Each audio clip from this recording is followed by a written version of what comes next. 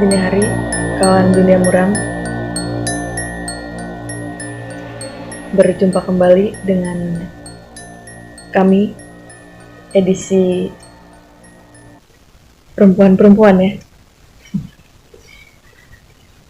dengan judul menulis cerpen dari cerita rakyat beraroma mistis, yang pada kesempatan kali ini Iis Taulida akan bercerita tentang bagaimana proses menulis yang dilakukan ya, kemudian seperti apa, dan ya pengalaman macam apa yang kemudian berlangsung gitu ketika menuliskan cerita seperti Nyimas Gading Ronggeng ya, atau Kutuk Lebak Sungsang ya, diantaranya Kutuk Lebak Sungsang dan Panggilan Keramat Makam Sanga. Yang ini adalah judul-judul cerpen yang mengadaptasi atau terinspirasi gitu kan dari kisah mistis yang ada di suatu wilayah di Cirebon ya ini ya. Ya silakan coba memberikan ya cerita aja pengalamannya seperti apa gitu. Iya, sebenarnya dalam menulis cerpen tidak ada tidak ada niatan untuk khusus menulis tentang mistis. Hanya saja dalam proses menulis itu beberapa waktu yang sudah lewat, ternyata ketika saya mencari untuk menemukan hal apa yang paling dekat dengan diri saya untuk bisa dijadikan sebagai ide kreatif dalam menulis cerpen, itu ternyata ya hal-hal mistis itu. Dan saya baru sadar bahwa Cirebon tuh ya sebenarnya kaya dengan mistisnya gitu. Ini kan judulnya menulis cerpen dari cerita rakyat. Nah, cerita rakyatnya di sini bukan cerita rakyat seperti yang diketahui pada umumnya ya, kayak dongeng atau cerita tentang legenda suatu tempat, asal-usul wilayah gitu. Tapi di sini iya seperti Maling Kundang. Tapi di sini lebih ke mitos yang berlangsung di masyarakat Cirebon. Nah, sini saya mengambil dua contoh cerpen. Yang pertama itu Kutuk Lebak Sungsang. Nah, ini bercerita tentang mitos yang berlangsung di Panguragan, di mana mereka itu, orang Panguragan itu tidak boleh menikah dengan orang Bayalangu, karena jika hal tersebut dilarang, maka akan ada beberapa akibat yang merugikan mereka gitu. Dilanggar. Ya, jika dilanggar itu akan berakibat ke mereka. Jadi ada yang bilang pasangannya nanti salah satunya meninggal, atau mereka akan memiliki keturunan yang cacat. Dan itu tidak hanya mitos yang berlangsung begitu saja, tapi sebab ada sejarah di mana dulu ketika Nyimas Gandasari membuat sayembara itu, salah satunya adalah yang mengikuti sayembara Ki Gede Bayalangu. Dan Ki Gede Bayalangu itu meninggal di Lebak Sungsang. Lebak Sungsang tuh sekarangnya ada di belakang Nyimas Gandasari, di situ tempatnya. Jadi ini cerpen yang dihasilkan dari tadi perenungan mitos itu. dan observasi. Jadi sebelum membuat cerpen ini juga saya berziarah dulu gitu ke makam Nyimas biar diberikan kelancaran. Salah satunya itu.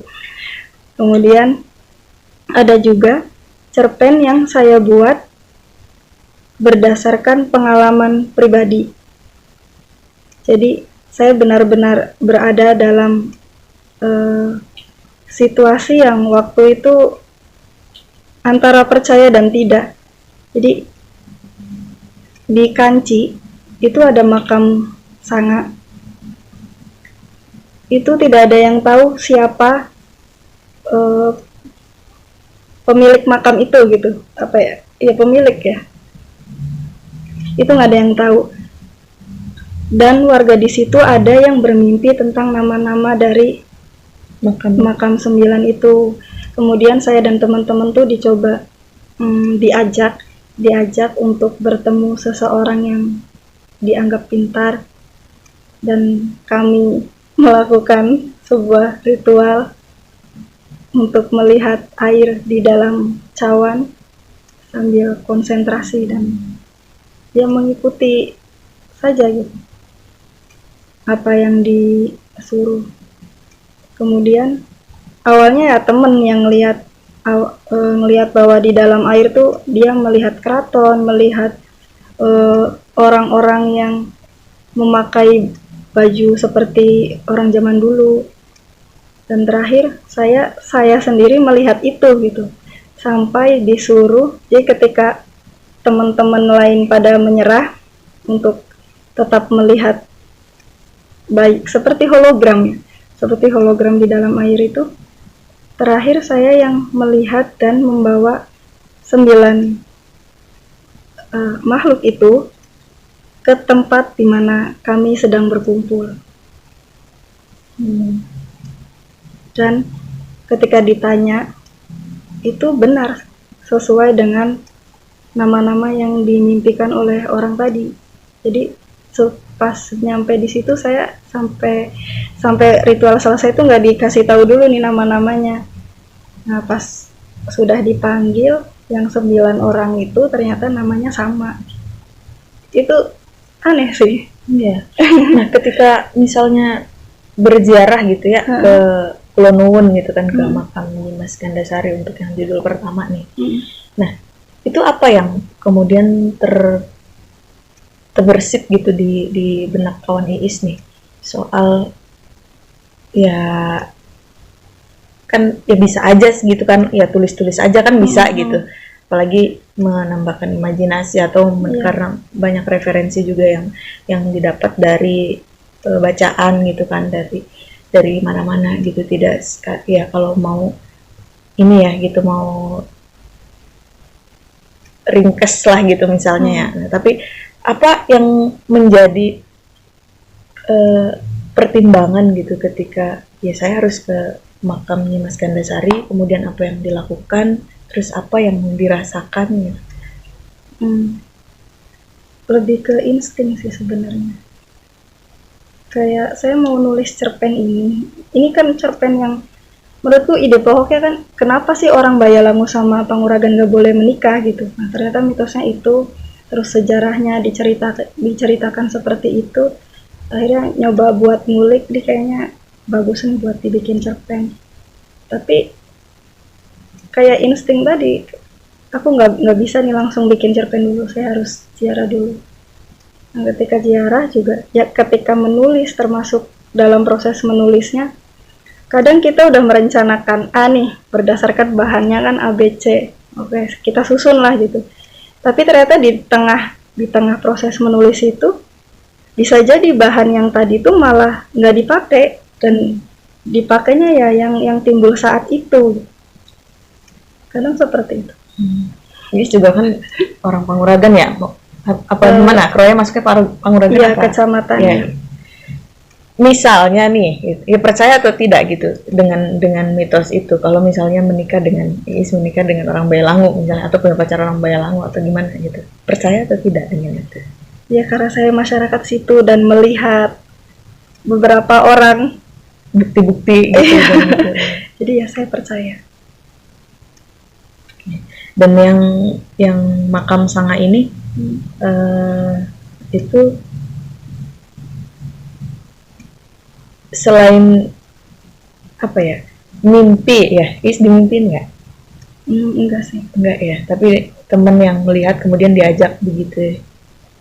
Jadi ada yang dimimpiin, kemudian dia ingin memastikan bahwa benar yang dimimpiin itu adalah pemilik makam Sanga itu. Nah, karena ingin tahu kebenaran itu, maka saya dan teman-teman diajak orang pintar buat menemui lah. Bener nggak sih nama-nama itu tuh mereka? Cross check gitu kan.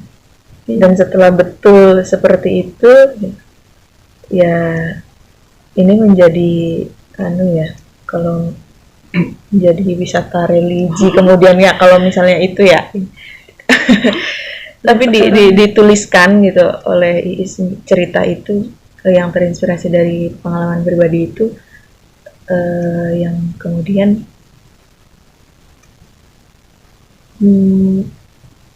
ini juga kan berkaitan dengan diri pribadi kawan Iis yang ya tadi bisa melihat hologram tadi gitu, seperti itu apakah kemudian berpengaruh gitu ke kehidupan sehari-harinya gitu?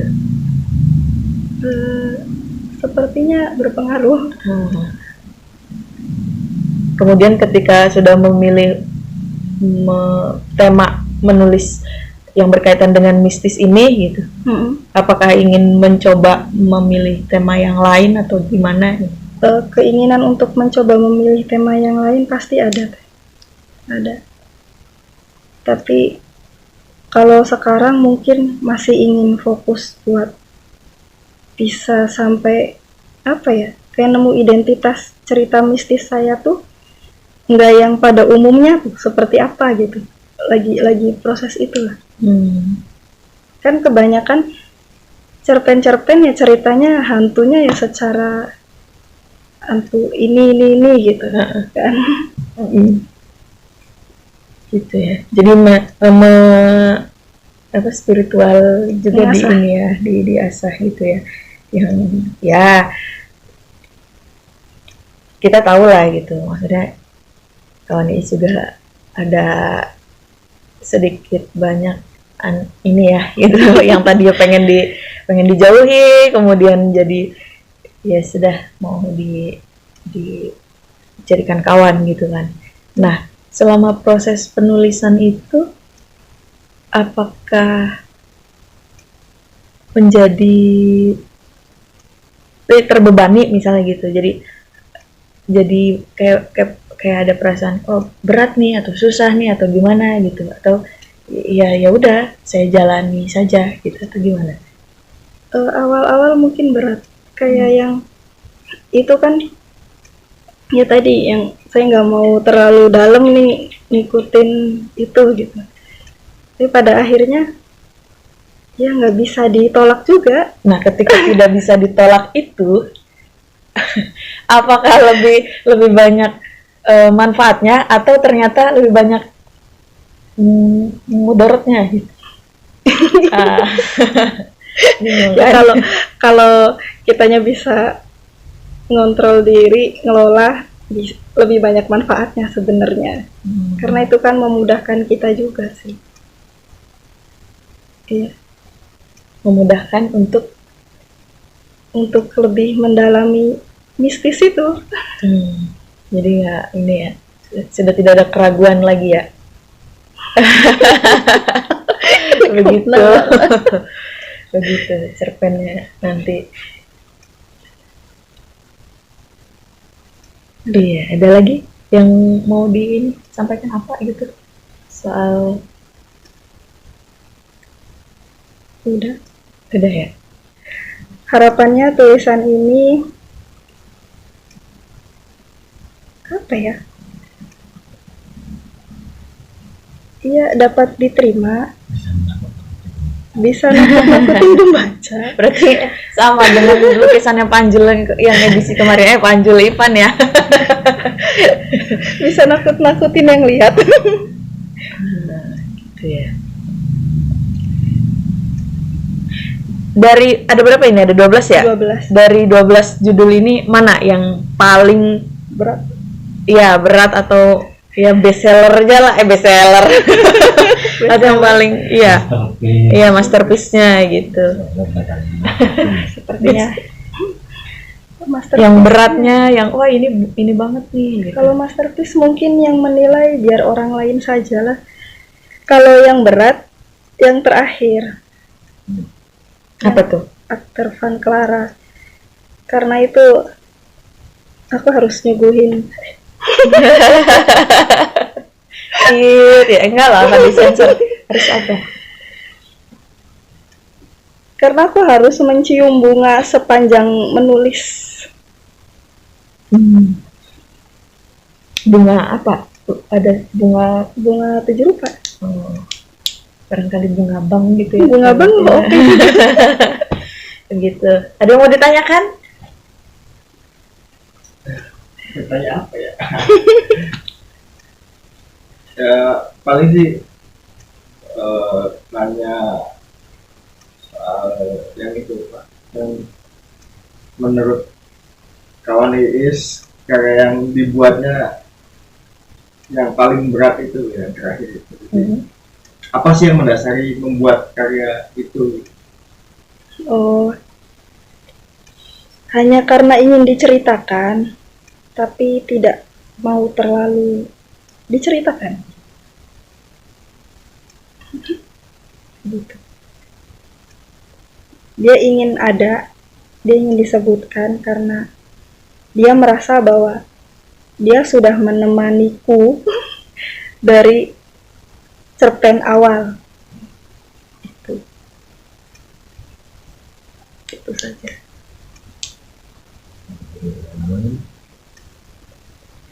Minta diberi ruang. Tapi nggak mau dijelaskan terlalu jauh. Iya. Gitu.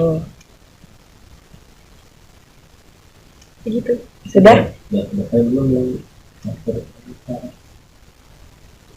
Ya, demikian perbincangan kami pada dini hari ini. Jangan pernah takut untuk mengenali ruang imaji kami. Kita akan bertemu kembali.